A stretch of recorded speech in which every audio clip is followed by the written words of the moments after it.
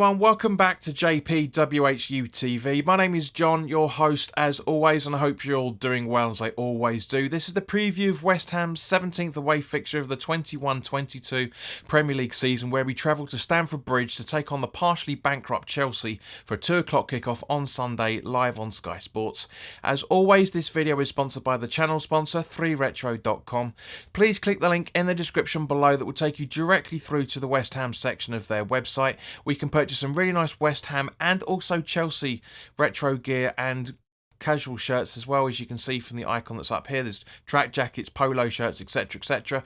Any purchases you make through the link in the description below, the commission that the channel would normally be getting, I'll be sending directly on to Iron Supporting Food Banks, the charity in the Newham area that are helping those in the Newham area that need charities to put food on their table. So guys, go grab yourself a really nice retro shirt. You'll be saving yourself a few quid as a few sales on in the Chelsea section and also the West Ham section, and you'll be helping those that are less fortunate than you and I. So before we go into the rest of the preview, I just want to talk about the Burnley review, and I need my full-time thoughts, and I need to correct a few things. I said that Lee Mason was on VAR. He's not. It was Andre Mariner.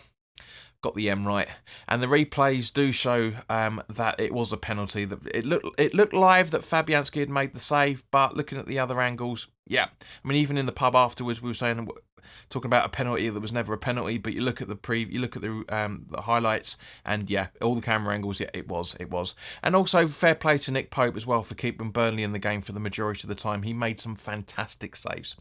So anyway, guys, let's go back to the Chelsea preview. The referee for this game is Michael Oliver, unfortunately. Now, I like Oliver, but yeah, what I said, I used to like him, but I'm not really happy with his decisions he's been making recently, over the last 7 or 8 years, to be fair. His assistants are Stuart Burt and Simon Bennett. The fourth official is Andre Mariner. Unfortunately, the referee against Burnley is now on VAR, which is Paul Tierney, and his assistant is Simon Long. So, to be honest with you guys, it's a typical Sky Sports London derby referees. Let's put it that way. When we played Chelsea earlier in the season at the start of December, we beat them 3-2 at home, where we saw Silva score on the 28th minute and then Lanzini equalise with a penalty on the 40th minute.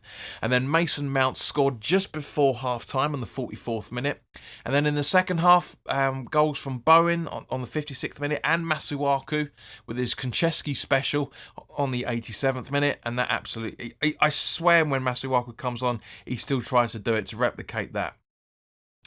Now, our last 6 away trips to Stamford Bridge shows we've won 1, drawn 2 and lost 3.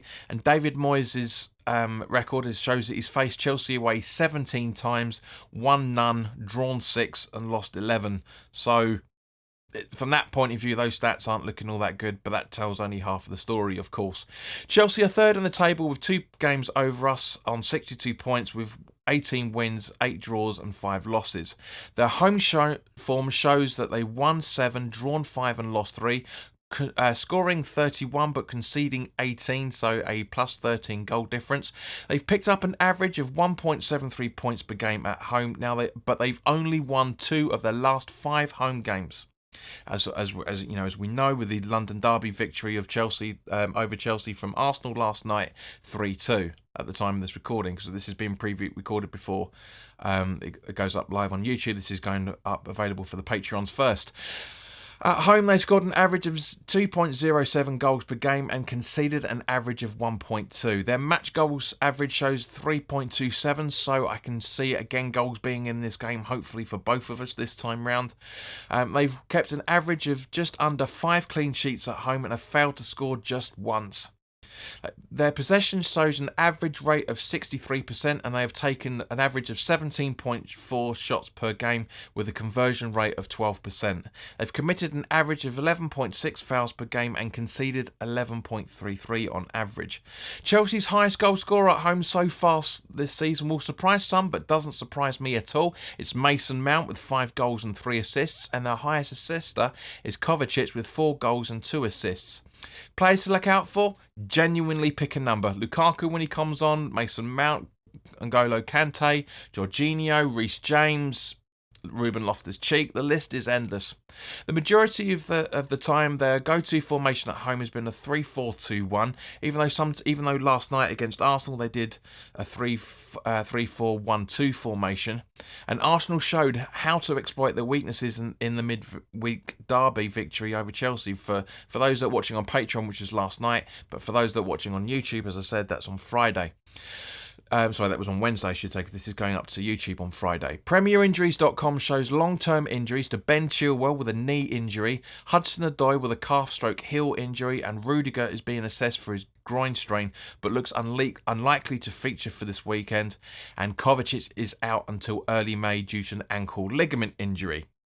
Guys, we know about that all too well, don't we? Which we'll come to in a minute.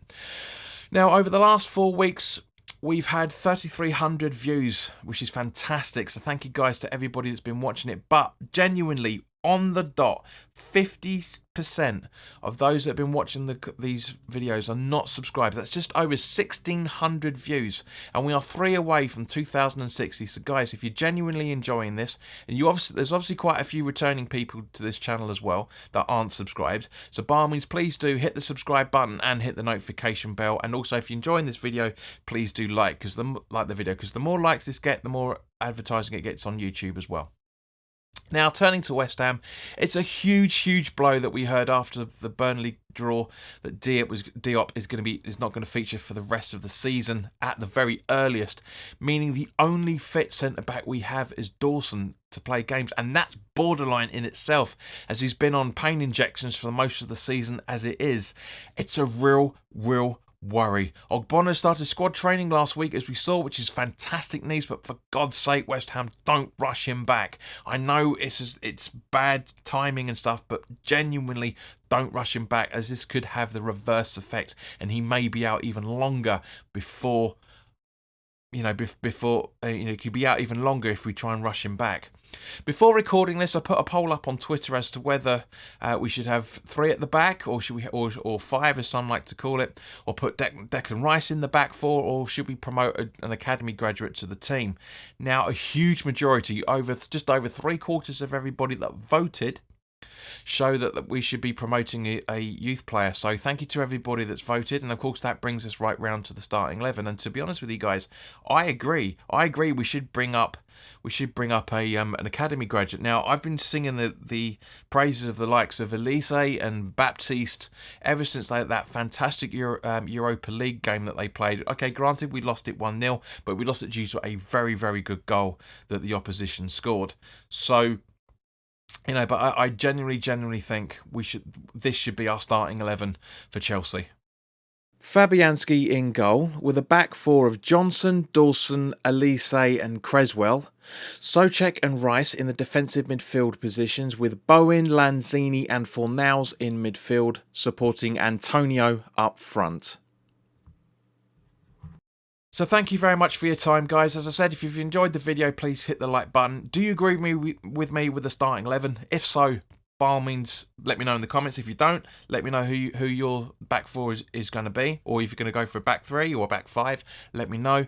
But in the meantime, guys, obviously we'll be doing the watch along on Sunday.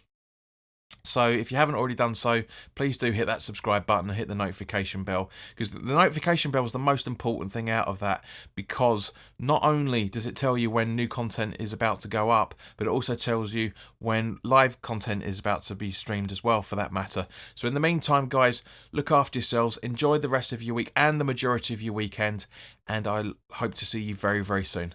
All the best now. Take care.